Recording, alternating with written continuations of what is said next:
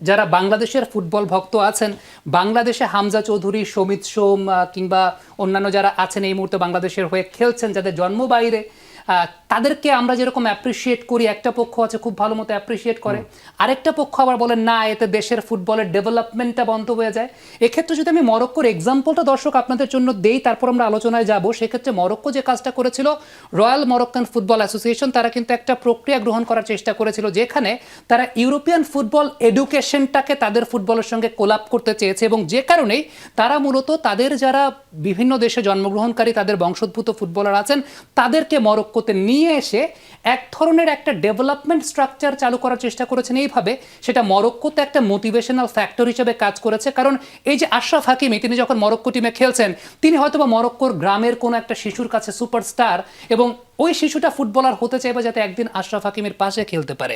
So এতে তাদের দেশেও কিন্তু ডেভেলপমেন্ট প্রসিডিউরটা শুরু হচ্ছে, একাডেমিগুলো ডেভেলপ করা শুরু হয়েছে, এভাবেই ডেভেলপমেন্টটা হচ্ছে।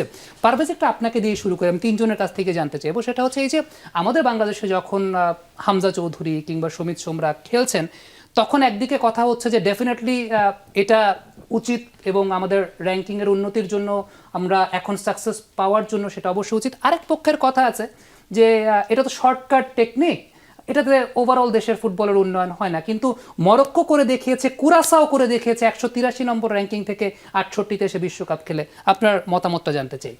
আমার কাছে মনে হয় যে এটার দুটো দিক অবশ্যই আছে, কিন্তু যেই ট্যাকটিক আমরা গত দিনও কিন্তু এই বিষয়টা নিয়ে একটু টাচ করে গিয়েছিলাম, যেখানে আমরা আলোচনা করেছি যে বাংলাদেশের ফুটবল এই মুহূর্তে কিভাবে ডেভেলপ করতে চাইছে বা ফুটবল ফেডারেশন কি করতে চাইছে। আমরা দেখছি প্রচুর অরিজিন প্লেয়াররা আসছেন সেদিকে।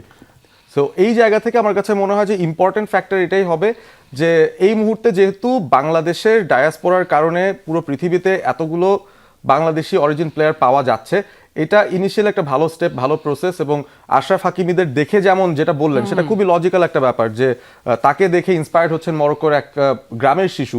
বাংলাদেশেও কিন্তু ফুটবলের নতুন করে যে জাগরণটা সেটা কিন্তু তৈরি হয়েছে এই হামজার মাধ্যমে। এবং আমরা আরো কিছু নতুন প্লেয়ারদের কথা বলতে পারি, ফারহান আলী ওয়াহিদ, যিনি ব্রিটিশ জন্মগ্রহণ সেখানে করেছিলেন, তবে বাংলাদেশের হয়ে খেলবেন তিনি। তো এই ধরনের প্লেয়াররা আসলে যেটা হবে, দুটো দিক একসঙ্গে চলবে। এক হচ্ছে মার্কেটটা বড় হচ্ছে, স্পন্সররা আসবে, একাডেমিরা একটু অ্যাক্টিভ হবে, আমাদের লোকাল প্লেয়ার তৈরির জায়গাগুলো আর একটু সমৃদ্ধ হতে থাকবে, because they want to be like Hamza, একটা আইডল, একটা রোল মডেল প্রয়োজন। এবং প্যারালেলি আমরা কিন্তু র্যাঙ্কিং এর উপরে যেতে পারি, ইমিডিয়েট যে সলিউশনটা সেটা কিন্তু অরিজিন প্লেয়াররা নিয়ে আসতে পারেন। সো এই প্রসেসটা আমার কাছে খুব একটা নেগেটিভ কখনোই মনে হয় নাই।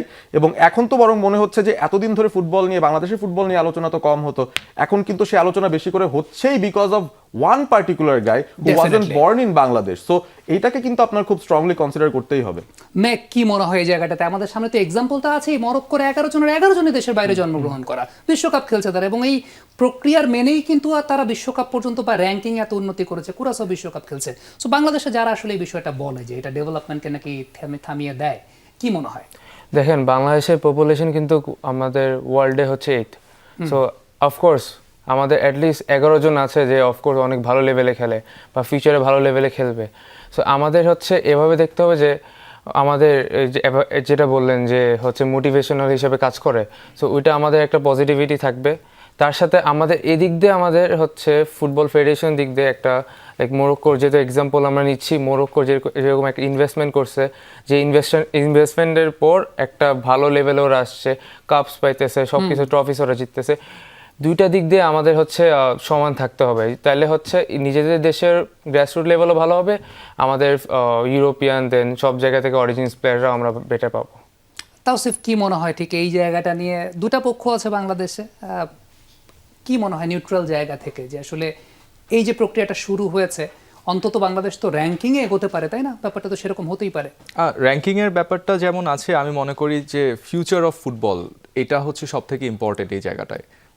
যখন আপনার একটা বাইরের প্লেয়ার যিনি কিনা অলরেডি একটা প্রুভেন ট্র্যাক, একটা ওয়েল ডেভেলপড ইনফ্রাস্ট্রাকচারে খেলে তারপরে আমার দেশকে রিপ্রেজেন্ট করছে, তাকে ফ্যাসিলিটেট করতে হলেও আমার ইনফ্রাস্ট্রাকচার ডেভেলপ করতে হবে।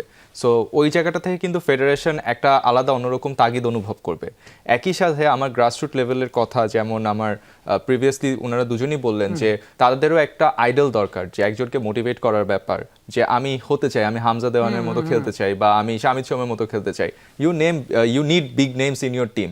সো সেই জায়গাটা তো অবশ্যই ফ্যাক্ট হিসেবে, বাট আমার কাছে সব থেকে যেটা বড় মনে হয় সেটা হচ্ছে ইনফ্রাস্ট্রাকচার ডেভেলপমেন্টের যে জায়গাটা, সেটাকে আপনি আরও ফার্দার এগোতে পারবেন যখন আপনার কাছে ওয়েল গ্রুমড প্লেয়ার বাইরে থেকে এসে খেলছে, তাদেরকে ফ্যাসিলিটেট করার জন্য হলেও, অ্যান্ড সেটা বোথ পার্টিকেই কিন্তু একটা সাকসেস দিচ্ছে।